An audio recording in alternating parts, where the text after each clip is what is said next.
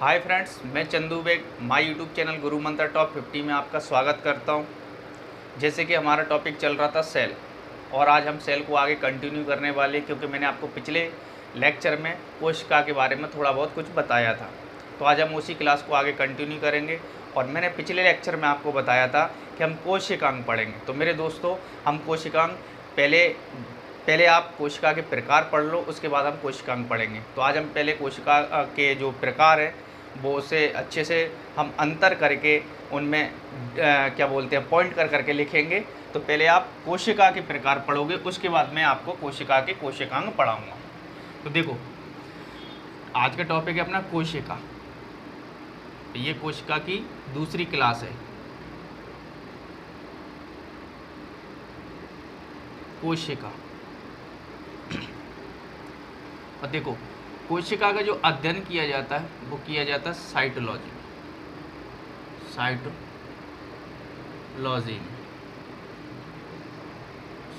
में किया जाता है। ठीक है। अब देखो, कोशिका दो प्रकार की होती है, प्रोकैरियोटिक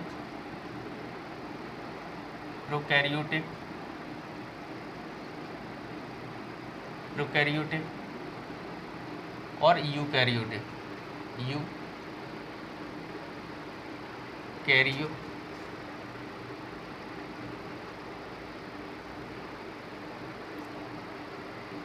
यूकैरियोटिक ये हो गया। अब देखो, आप इसमें अंतर करके लिखोगे। देखो, पहला पॉइंट, इन कोशिकाओं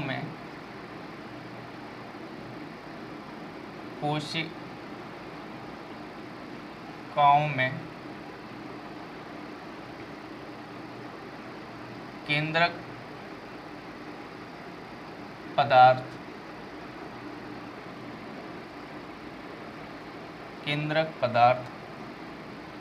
केंद्रक झिल्ली के बिना होता है, अर्थात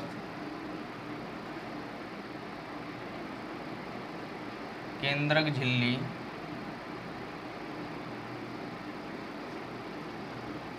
नहीं पाई जाती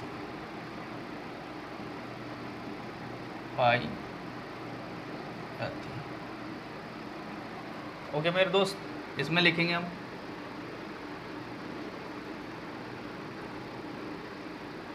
इस कोशिका में, इन कोशिका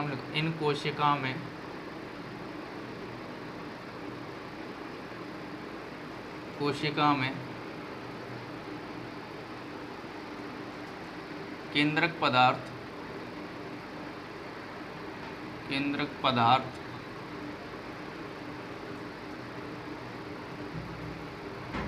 इन कोशिकाओं में केंद्रक पदार्थ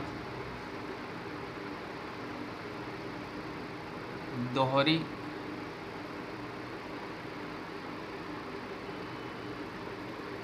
झिल्ली से घिरा होता है,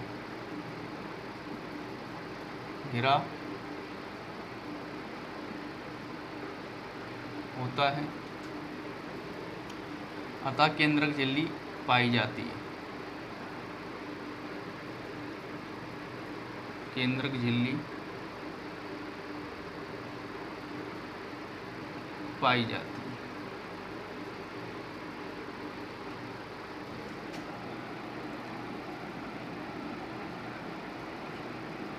इन कोशिकाओं में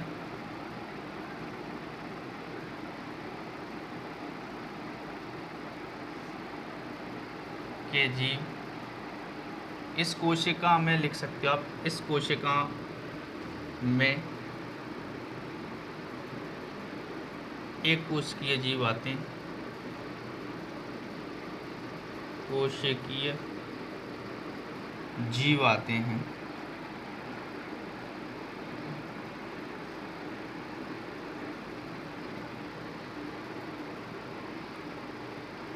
इन कोशिकाओं में क्या लिख सकते हैं, यूकैरियोटिक कोशिकाओं में यूकैरियोटिक कोशिकाओं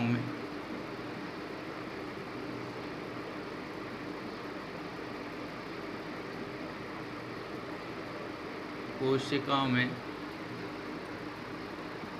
एक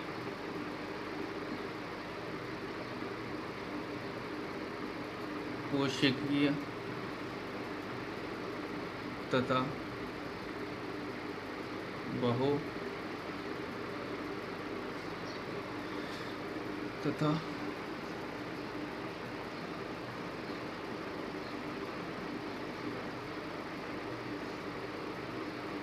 बहुकोशिकीय जीव आते हैं। देखो आपके ये 2 पॉइंट समझ लो आप पहले। इन कोशिकाओं में केंद्रक पदार्थ केंद्रक झिल्ली के बिना होता है, यानी कि जो कोशिका के अंदर आपका पहले जीव द्रव होता है, जिसे हम जीव द्रव को हम प्रोटोप्लाज्म बोलते हैं। उसके अंदर हम क्या होता है, कोशिका द्रव होता है जिसे हम साइटोप्लाज्म बोलते हैं। कोशिका द्रव के अंदर होता है आपका केंद्रक पदार्थ, यानी कि केंद्रक द्रव, जिसे हम न्यूक्लिक अम्ल बोलते हैं, न्यूक्लियोप्लाज्म बोलते हैं। तो क्या होता है, जो आपका न्यूक्लियोप्लाज्म होता है आपका, जैसे ये कोशिका है और ये जो केंद्रक होता है, तो ये केंद्रक जो झिल्ली होती है ना, तो ये केंद्रक झिल्ली नहीं होती, इसका जो पदार्थ होता है वो केंद्रक झिल्ली के बिना होता है। और इसका जो केंद्रक पदार्थ होता है, तो उसमें देखो झिल्ली तो छोड़ो, इसमें झिल्ली जो होती है वो दोहरी झिल्ली होती है, सिंगल भी नहीं होती। इसमें सिंगल भी नहीं होती, इसमें दोहरी झिल्ली से घिरा होता है, अर्थात इसमें केंद्रक झिल्ली पाई जाती है। ओके मेरे दोस्त, नेक्स्ट देखो। इन कोशिकाओं में एक कोशिकीय जीव आते हैं। यूकैरियोटिक कोशिका में एक कोशिकीय तथा बहुकोशिकीय जीव आते हैं।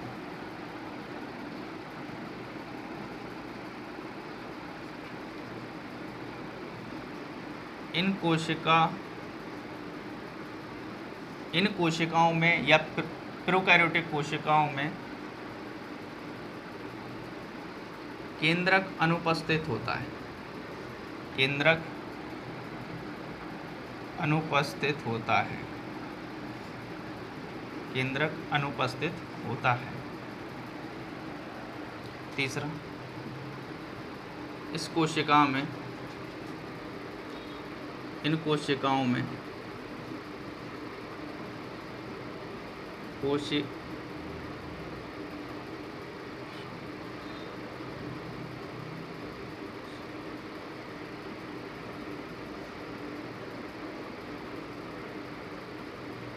केंद्रक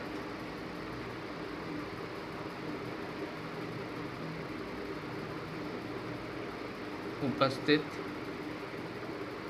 होता है।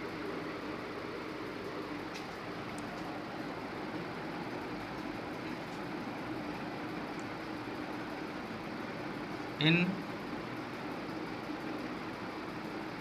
कोशिका में, इन कोशिका के गुणसूत्र में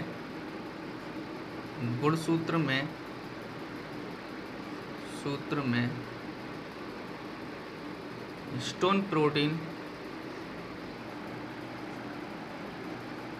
प्रोटीन नहीं पाई जाती है।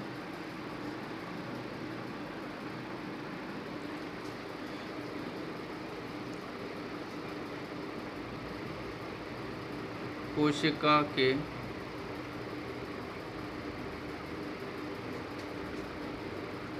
गुणसूत्र में हिस्टोन प्रोटीन पाई जाती है।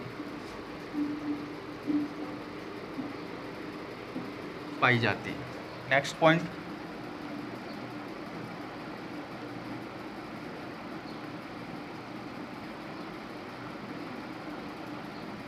इन कोशिकाओं में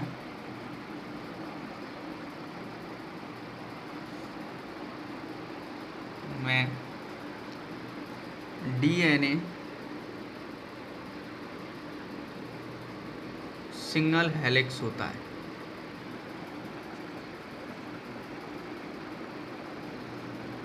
हेलिक्स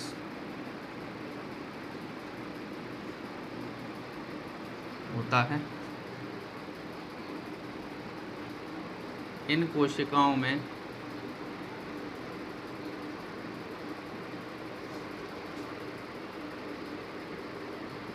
DNA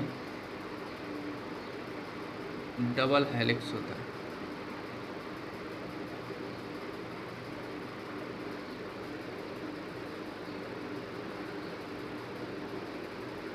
डबल हेलिक्स होता है। लास्ट पॉइंट इसका इधर, इसमें हमें 10 पॉइंट लिखना है पूरे। छठवा है आपका, इन कोशिकाओं में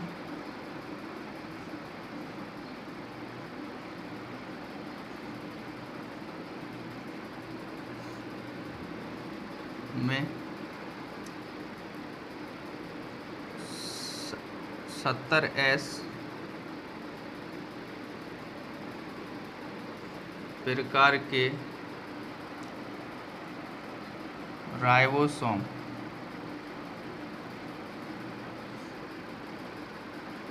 पाए जाते हैं। इन कोशिकाओं में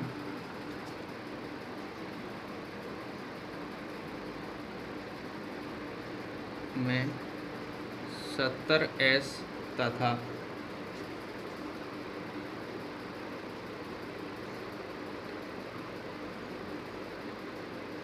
80S प्रकार के राइबोसोम पाए जाते हैं।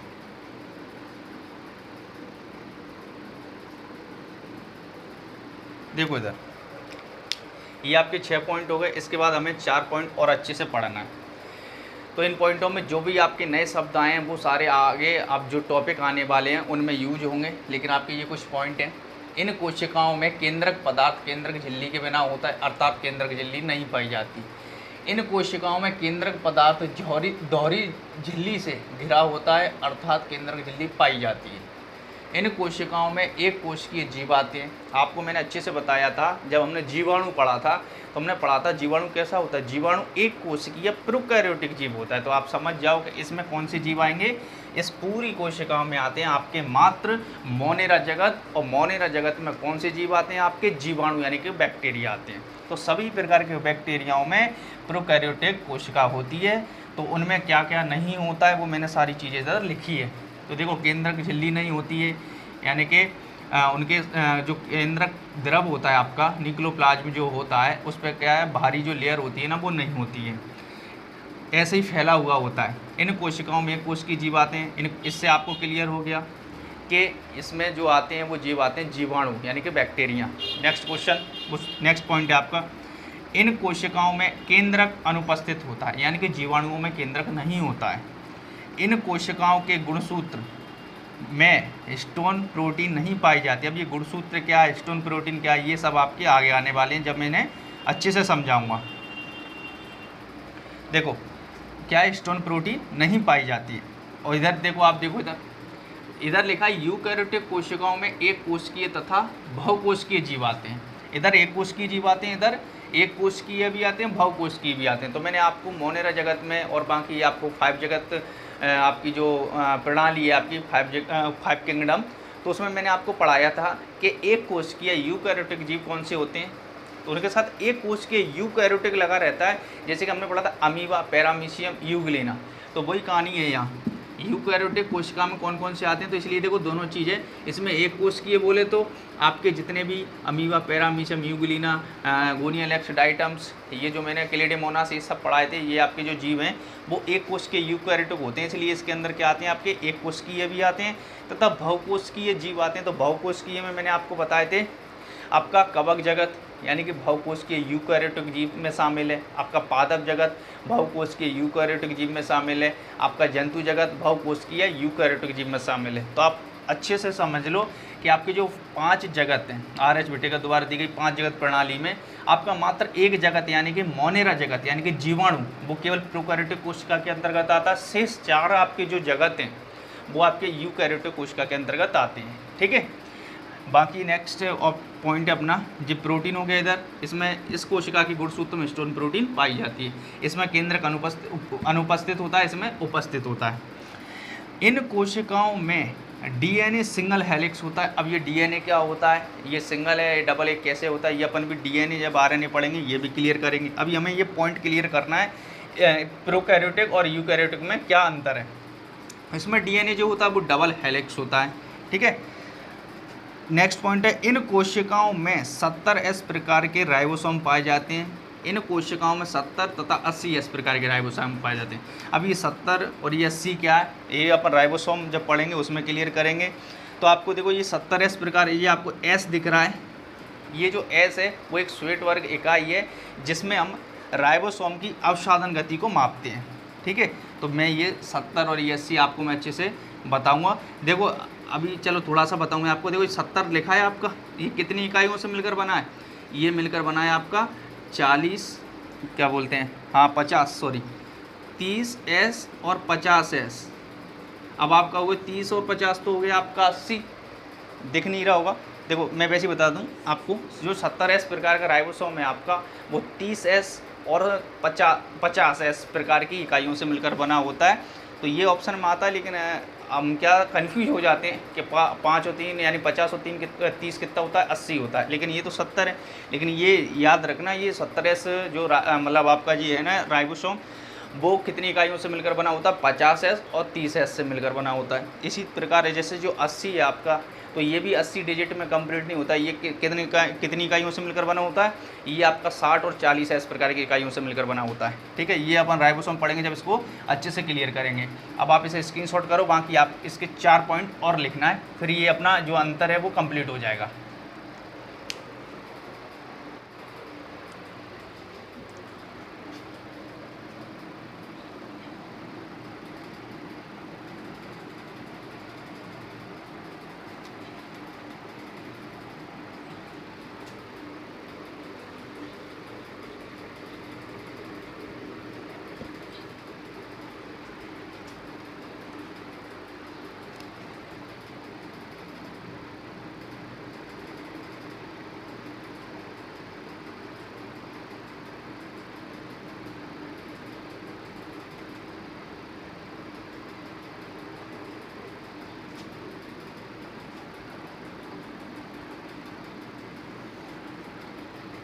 सातवां पॉइंट है आपका,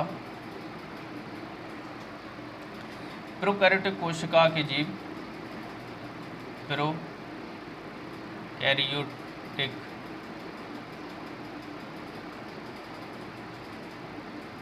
कोशिकीय जीव के जीवों का श्वसन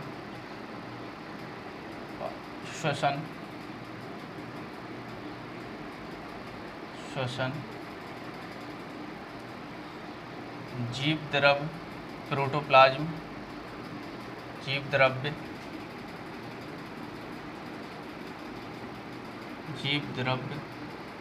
या मेसोसोम द्वारा होता है।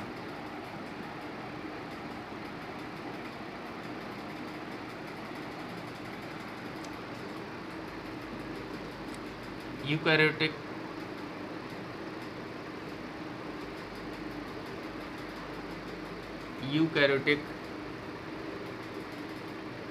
कोशिकीय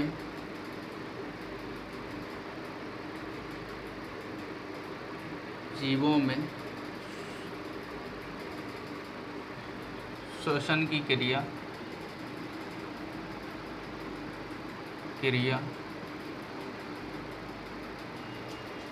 सूत्रकणिका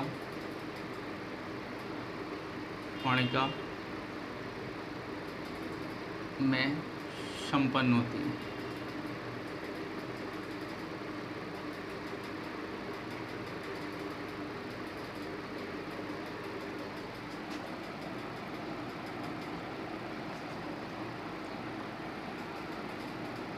इन कोशिकाओं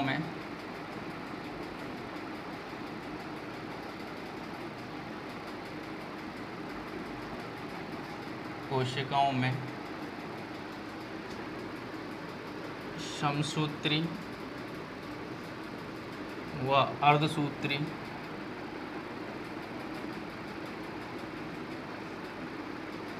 विभाजन नहीं होता।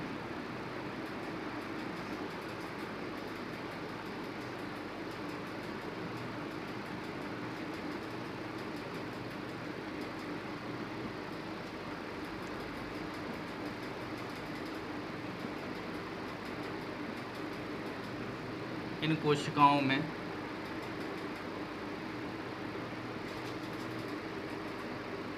समसूत्री व अर्धसूत्री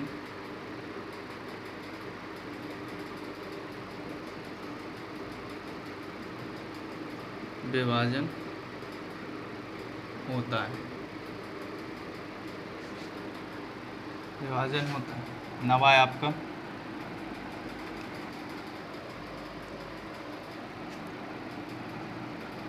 प्रोकैरियोटिक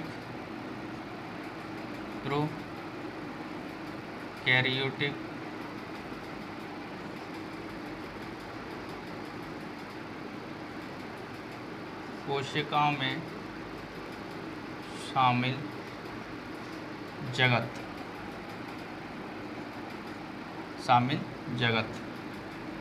तो आप लिखोगे मोनेरा जगत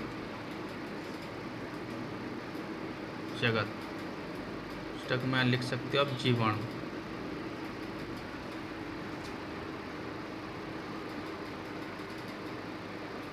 यूकैरियोटिक कोशिकाओं में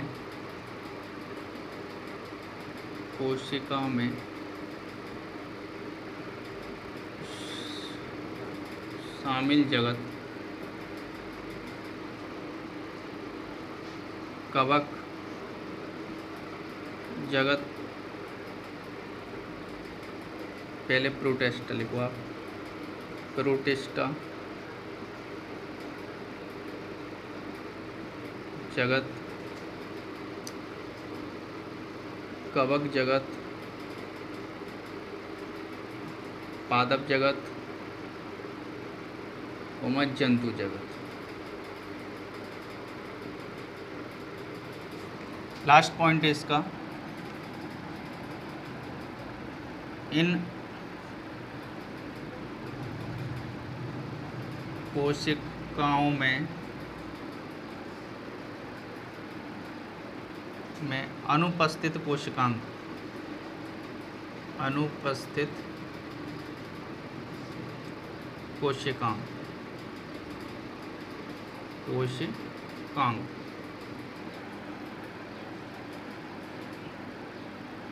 गोल्जी काय,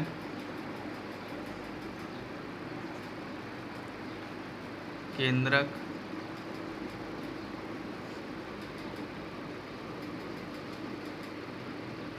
एंडोप्लाज्म रेटिकुलम, अंतःप्रद्रवी जालिका बोलते हैं इसको, गोल्जी काय,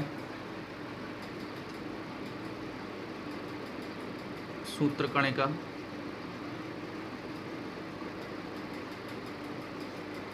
तारक काय,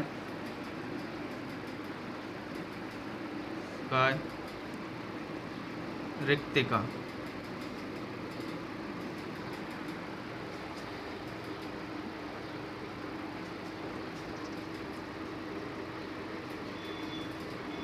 यूकैरियोटिक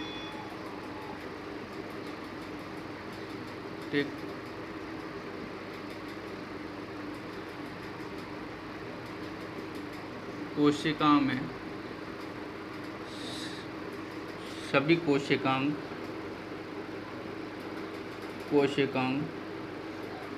उपस्थित होते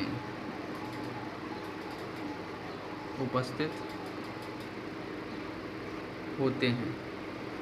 देखो ये हो गए आपके पूरे 10 पॉइंट। प्रोकैरियोटिक कोशिकीय जीवों का श्वसन जीव द्रव्य या मेसोसोम द्वारा होता है। इधर यूकैरियोटिक कोशिकीय जीवों में जो श्वसन होता है वो सूत्रकणिका में संपन्न होता है। सूत्रकणिका आपने अगर पहली बार सुना है नाम, तो ये सूत्रकणिका माइटोकॉन्ड्रिया का ही नाम है। ठीक है, सूत्रकणिका आपका हिंदी नाम है और माइटोकॉन्ड्रिया इंग्लिश नाम है।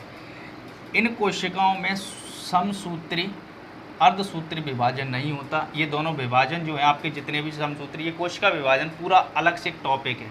जब आपको ये अच्छे से समझ में आएगा। लेकिन अभी यहाँ क्वेश्चन आपको सीधा यही पूछा जाएगा कि समसूत्री या अर्धसूत्री विभाजन प्रोकैरियोटिक कोशिका में या जीवाणु में होता है या नहीं होता, इस टाइप सबसे क्वेश्चन पूछा जाएगा।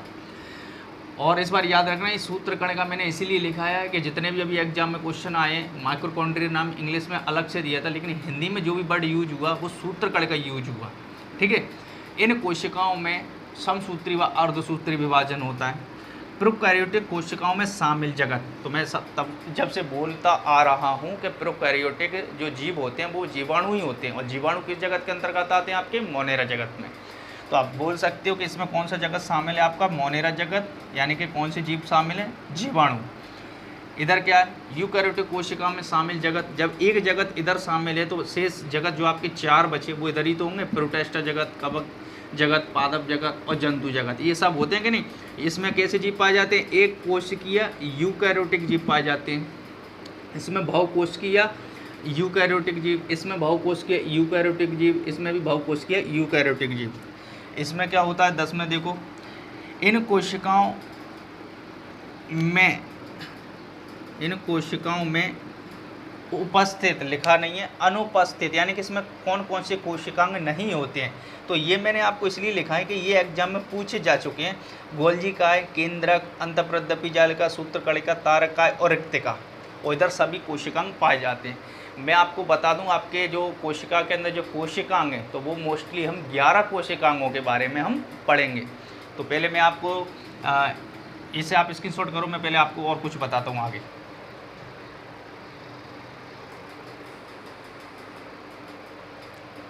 चलो देखिए,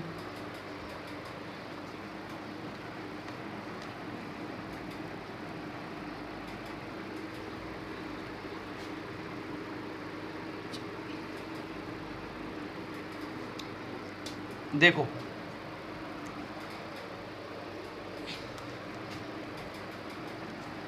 मैं आपको पहले प्रोकैरियोटिक और यूकैरियोटिक कोशिका की क्या है इसका हम चित्र बनाएंगे।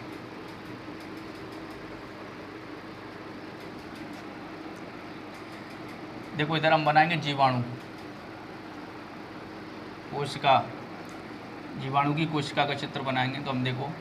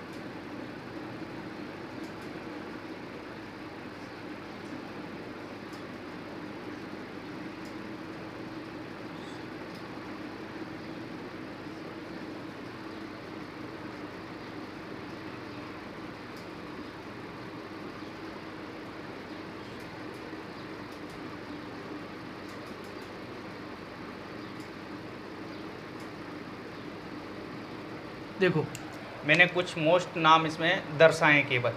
ये आपकी जीवाणु कोशिका का चित्र है, जीवाणु कोशिका, जीवाणु कोशिका, बैक्टीरिया सेल, जीवाणु कोशिका, ठीक है। ये आपका जीवाणु कोशिका का है। अरे गलत फोटो, जीवाणु कोशिका। देखो इसकी जो बाहर की जो लेयर है, इसको मैं अच्छे से समझाऊँ आपको, इन्हीं पॉइंटों से आपको अच्छे से समझ में आ जाएगा। देखो ये क्या केंद्रक झिल्ली है, ये डॉट डॉट डॉट केंद्रक झिल्ली। ये केंद्रक झिल्ली क्या होता है, ये थोड़ी सी अंदर धसी होती है, यानी कि जीव द्रव्य में। इसी धसी हुए भाग में यहाँ क्या इसे जीव द्रव्य बोल सकते हैं या मेसोसोम बोल सकते हैं। जबकि ये याद रखना है मेसोसोम अलग है, जीव द्रव्य एक अलग है। ये मत सोचना जीव द्रव्य का नाम ही मेसोसोम है, ऐसा नहीं है। तो क्वेश्चन जब आता है श्वसन जीवाणु का किस में होता है, तो हम बोल सकते हैं जीव द्रव्य। अगर जीव द्रव्य ऑप्शन में नहीं तो हम बोल सकते हैं मेसोसोम, ठीक है।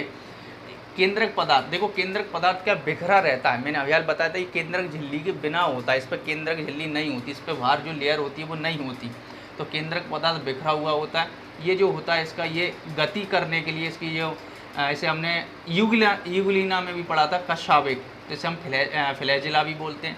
तो इसे हम क्या बोल सकते हैं, इसे कोशिका झिल्ली भी बोल सकते हैं। ये जो कोशिका झिल्ली होती है इसे सेल मेम्ब्रेन बोलते हैं, कोशिका भित्ति सेल वॉल बोलते हैं, और ये बाहर का जो आवरण होता है उसे हम क्या बोलते हैं, कैप्सूल बोलते हैं। तो ये तो हो गया हमारा प्रोकैरियोटिक कोशिका का उदाहरण। अब हम यूकैरियोटिक कोशिका की बात करें तो इधर हम बनाएंगे दो सेलों के चित्र बनाएंगे, एक पादप सेल और एक आपका प्लांट सेल, एक एनिमल सेल। तो देखो इधर करते हैं, थोड़ा छोटा बना दो।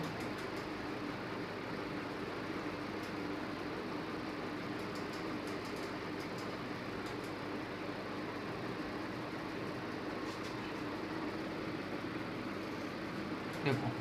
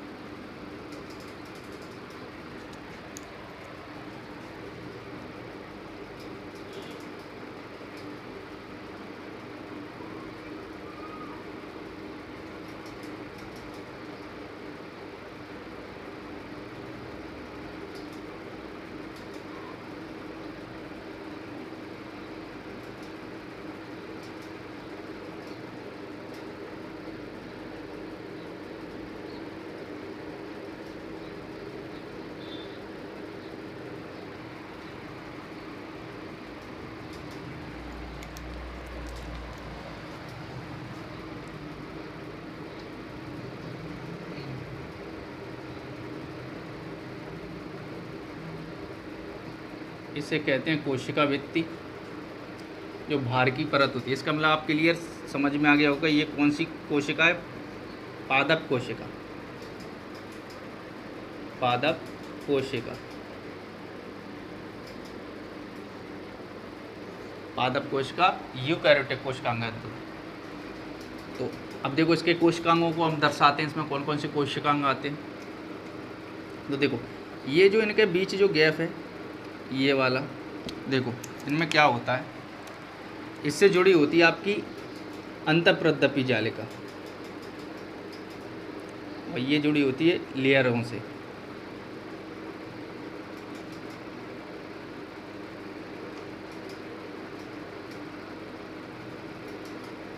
ये लेयरों से, ठीक है।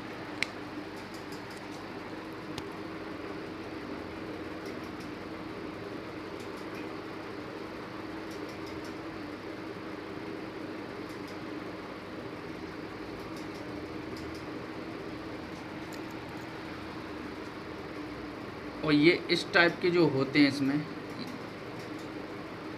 ये होते हैं माइक्रोकॉन्ड्रिया। एक एक मैं एक एक चित्र बना के क्लियर कर देता हूँ, बस ज़्यादा नहीं, जगह कम है। देखो इसे कहते हैं हम सूत्र कणिका या माइक्रोकॉन्ड्रिया कणिका, सूत्र कणिका। और ये इस टाइप का जो रहता है आपका, ये इन्हें हम एक के ऊपर एक ऐसे सिस्टर नहीं बोलते हैं, तो इसे बोलते हैं हम गोल्जी का है, गोल्जी का है। और ये इस टाइप का रहता है, ये इसे कहते हैं हम लयन का या लाइसोसोम। ये बस कोशिकांग, बस ऐसी चित्र के बाद मैं सारे पढ़ाने वाला हूँ। ये कोशिकांग है और इस पे ये इस तरीके से ये अंतःप्रदपी जालिका होती है। और अंतःप्रदपी जालिका दो टाइप की होती है, एक चिकनी होती है, एक खुरदरी होती है। तो खुरदरी पे क्या होता है, ये इस पे राइबोसोम चिपके रहते हैं, ये राइबोसोम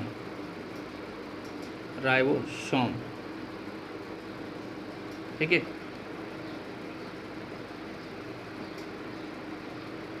ये आपका लवक, जैसे हम प्लास्टिड बोलते हैं, ये आपका लवक। और ये खाली आकार की इस टाइप की होगी आपकी एक संरचना, इसे बोलते हैं हम रिक्तिका।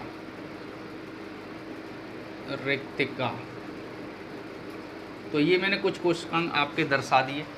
तो देखो अंतर बस यहीं पहचान कर लेंगे हम, तीन चीज़ों से हम पादप कोशिका और जंतु कोशिका में अंतर कर लेंगे कि कोशिका भित्ति हमें नहीं पाई जाती। अगर हम कोशिका भित्ति पाई होती तो हमें फिर क्या होता, हम भोजन बना लेते, किसी की ज़रूरत नहीं पड़ी, प्रकाश संश्लेषण क्रिया होती, लाभक होता। तो देखो कोशिका भित्ति आपकी भारी आवरण जो होता है पादप जगत का, यानी कि पादप जगत में जो पेड़ पौधे होते हैं आपके, उनका जो भारी आवरण होता है उसे हम कोशिका भित्ति बोलते हैं। उसके जस्ट अंदर वाली लेयर को हम क्या बोलते हैं, कोशिका झिल्ली बोलते हैं। तो देखो ये बाहर की लेयर क्या हो गई आपकी कोशिका भित्ति, और देखो ये अंदर की जो लेयर है ये हो गई कोशिका झिल्ली, यानी कि सेल मेम्ब्रेन, कोशिका झिल्ली। ठीक है मेरे दोस्त, अंदर का जी खाली जो भाग होता है उसे कहते हैं हम रिक्तिका। और जंतु कोशिका और पादप कोशिका में बड़ा होने का अंतर, यानी कि हमसे बड़े पादप होते हैं, तो बड़ा होने का कारण ही आपसे एग्जाम में पूछा गया है कि क्या कारण, तो वो रिक्तिका होती है। इनमें रिक्तिका अधिकतर पादपों में ही पाई जाती हैं और बड़े बड़े आकार की होती हैं और काफ़ी संख्या में होती हैं। तो देखो एक रिक्तिका, एक कोशिका भित्ति और लवक, ये क्वेश्चन आपको ऐसे घुमा फिरा के कई बार पूछते रहते हैं कि ये कोशिकांग जंतु कोशिका में उपस्थित है या नहीं है। तो बस आपको इन कोशिकांगों तीनों को तो अच्छे से ध्यान रखना है कि ये तीन कोशिकांग जंतु कोशिका में नहीं मिलेंगे, बाकी ये सब कॉमन होते हैं सारे कोशिकांग। मैं आपको 11 कोशिकांगों के बारे में बताऊँ, तारक काय होगा जो कि केंद्रक के जहाँ बगल होता है, और भी ये सारे, ठीक है, तो हम उन्हें करेंगे। तो देखो मैं आपको जंतु कोशिका और बना देता हूँ।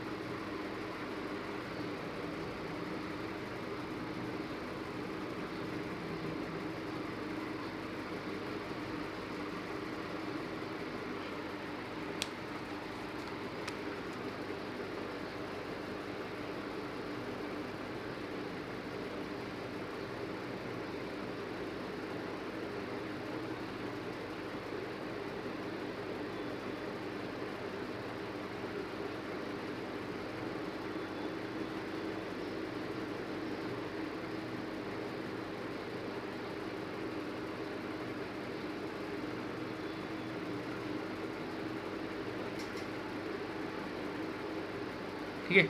इसमें भी वही केंद्रक, और ये जो अंदर है ये केंद्र का, इसमें भी केंद्र का। बाकी इसमें क्रोमेटिन के जो धागे होते हैं, गुणसूत्र, वो भी इसमें होते हैं। ओके मेरे दोस्त, तो देखो, और वही आपकी अंतःप्रदपी जालिका केंद्रक झिल्ली से लगी रहती है।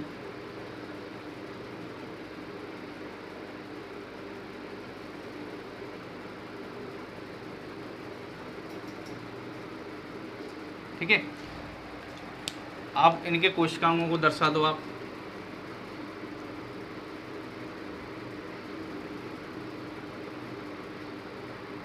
और क्या यहाँ दर्शा दो आप, इधर वही गोल्जी का है।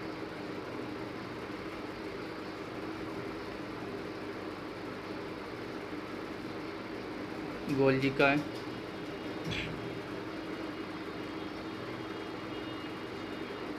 और ये हम बोल सकते हैं इसको लाइसोसोम या लयन का है, लयन का है। इसे बाहर के जो आवरण को हम क्या बोल सकते हैं, केंद्रक झिल्ली,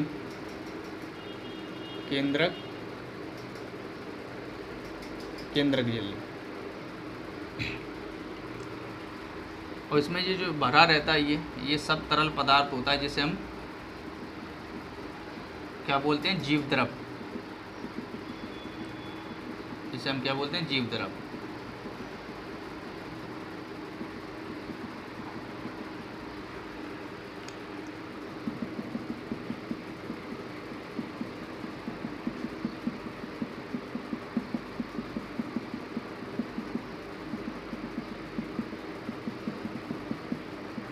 जीव द्रव।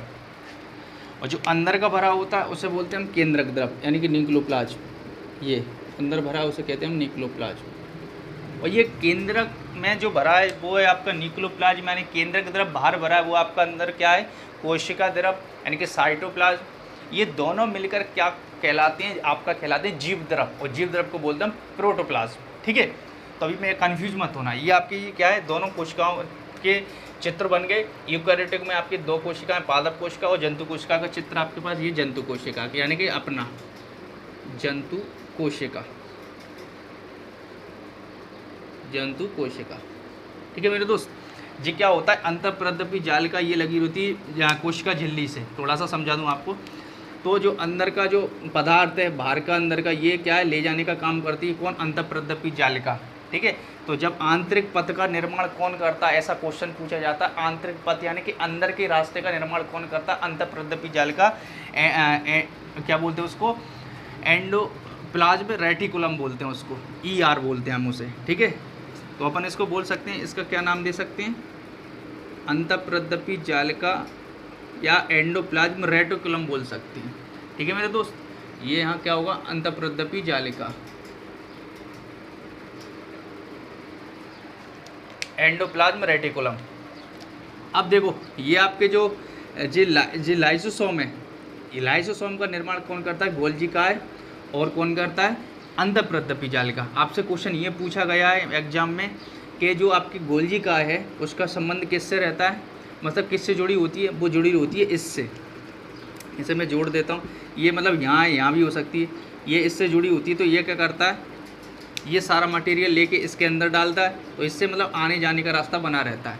तो ये अंदर से बाहर, बाहर से भीतर की प्रोसेस चलती रहती है। और लयन काय जो होता है, इन दोनों अंतःप्रदपी जालिका गोल्जी काय के निर्माण से क्या होता है, आपका लयन काय का निर्माण होता है। यानी कि इससे बनता है, ये गोल्जी काय और अंतःप्रदपी जालिका से कौन बनता है, लयन काय यानी कि लाइसोसोम बनता है ना। अभी अपन आगे पढ़ेंगे, लाइसोसोम को हम क्या एटम बम भी बोलते हैं, आत्महत्या की थैली बोलते हैं, सुसाइड बैग बोलते हैं, है ना। ये सारी चीज़ें पढ़ेंगे। गोल्जी काय को हम ट्रैफिक पुलिस या मतलब ये सारी चीज़ें, इसको हम डिक्टोसोम भी बोलते हैं। तो ये हम आगे पढ़ने वाले हैं, इनके बारे में अच्छे से पढ़ेंगे ना तो सब समझ में आएगा कि लयन काय का काम क्या है। अब हमें यही तो पढ़ना है। अब ये सारे जो कोशिकांग हैं उनको हम एक एक, पहले मैं आपको सारे कोशिकांग लिखा देता हूँ ताकि आपको दिक्कत नहीं आएगी। फिर हम एक एक कोशिकांगों को उठा के फिर उनके बारे में अच्छे से डिटेल पढ़ेंगे। आप इसका स्क्रीनशॉट ले सकते हो आराम से, फिर उसके बाद मैं आपको कोशिकांगों के बारे में बताता हूँ।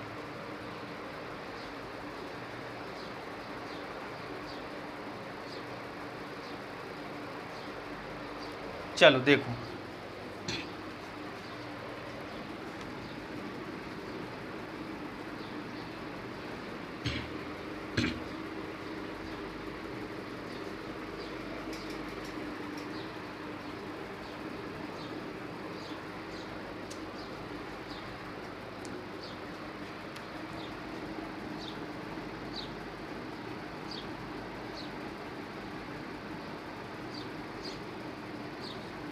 कोशिका के कोशिकांग,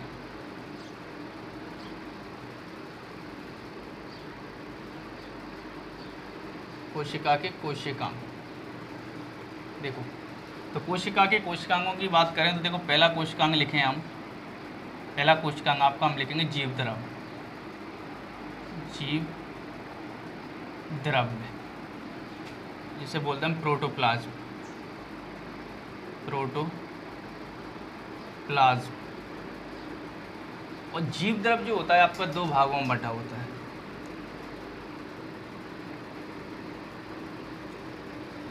एक होता है आपका कोशिका द्रव्य, कोशिका द्रव्य,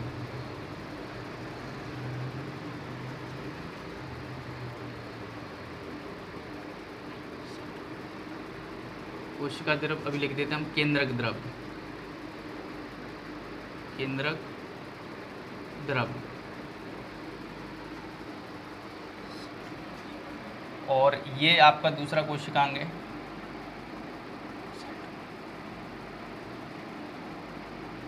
केंद्रक।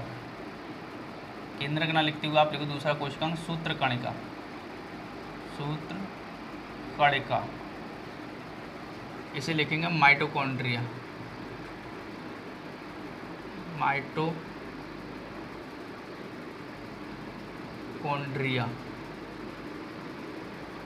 तीसरा कोशिकांग लिखोगे आप केंद्रक,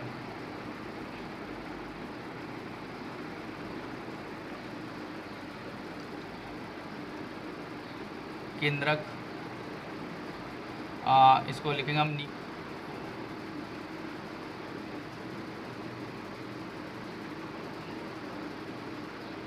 न्यूक्लियस। इन दोनों की लिखना चाहो इनकी लिख दो साइटोप्लाज्म, साइटोप्लाज्म,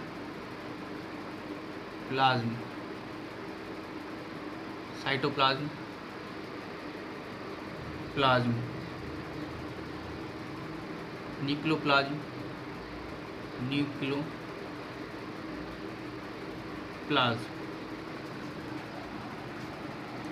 हो गया। अब आपको लिखना है चौथा लयन काय, लयन काय। लयन काय को लिखोगे आप लाइसोसोम, लाइसोसोम,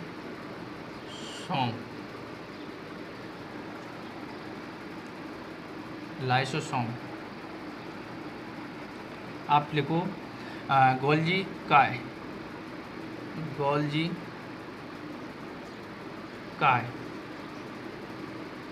और इसे लिखेंगे हम गोल्गी बॉडी। अब लिखोगे आप नेक्स्ट अंतःप्रद्रवी जालिका, अंतःप्रद्रवीय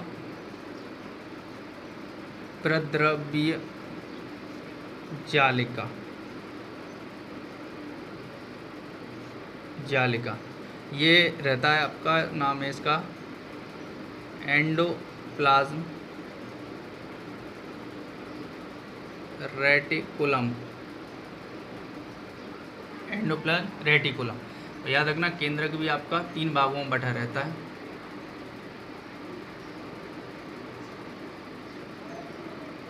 केंद्रक द्रव्य,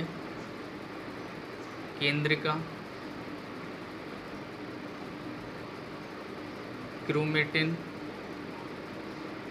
क्रोमेटिन धागे। अंतःप्रद्रवी जालिका भी 2 भागों में बटी होती है।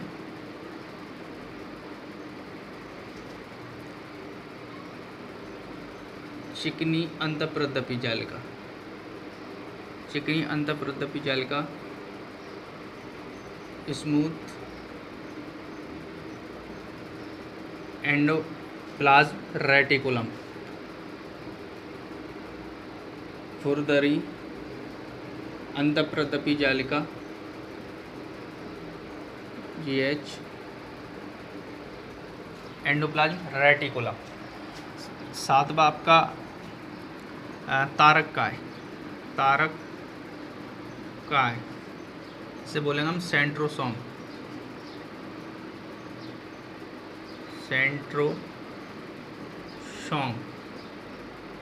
सेंट्रोसोम। 8वां है आपका राइबोसोम।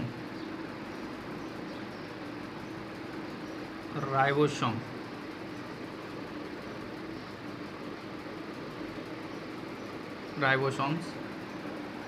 9वां है आपका लवक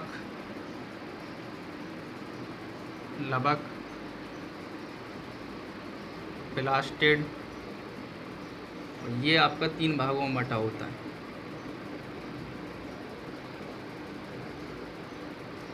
देखो, हरित लवक,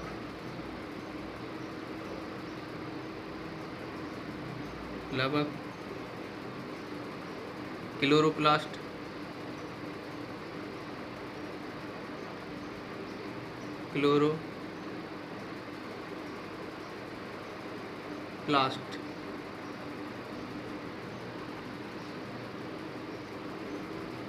क्लोरोप्लास्ट। और आता है आपका वर्णी लवक।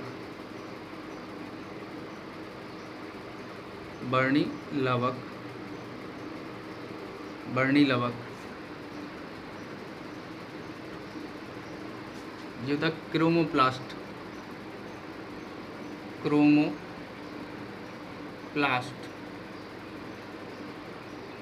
लास्ट है आपका अवर्णी लवक।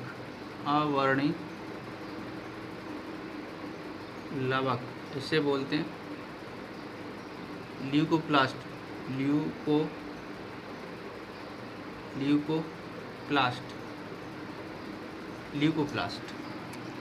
10 पे आप लिखोगे रिक्तिका, जिसे हम रसदानी भी बोलते हैं, रिक्तिका।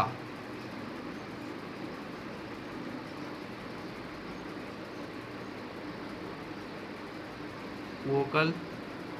और 11वें पे लिखेंगे हम लास्ट स्फेरोसोम।